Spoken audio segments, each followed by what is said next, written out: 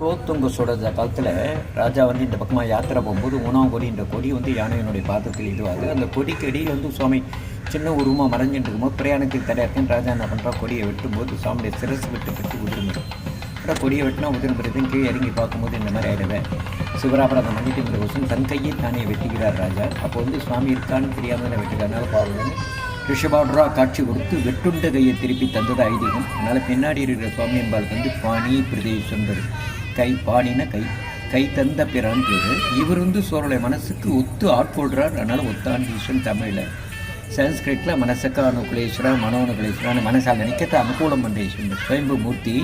இப்போது லிங்கத்தினுடைய பின்பாகம் பார்த்திங்கன்னா அப்படியே வெட்டுப்பட்ட மாதிரி இருக்கும். அம்பாள் பேர் சீத்தலாம்பிகான்னு பேர், குளித்த நாயகின்னு பேருக்கேற்ற மூர்த்தி. என்ன நினைக்கிறமோ அது அனுக்கரணம் பண்ணுற மூர்த்தி. சுவாமியினுடைய விமானத்தை பார்த்தீங்கன்னா கஜபிரஷ்ட விமானம்னு சொல்லுவாள். இந்த கஜபிரஷ்ட விமானத்தை பார்த்தாலே சோழனுடைய கன்ஸ்ட்ரக்ஷன் அந்த மாதிரி தான் இருக்கும். சுவாமியும் 64 சுயம்பு மூர்த்தியில் ஒன்று.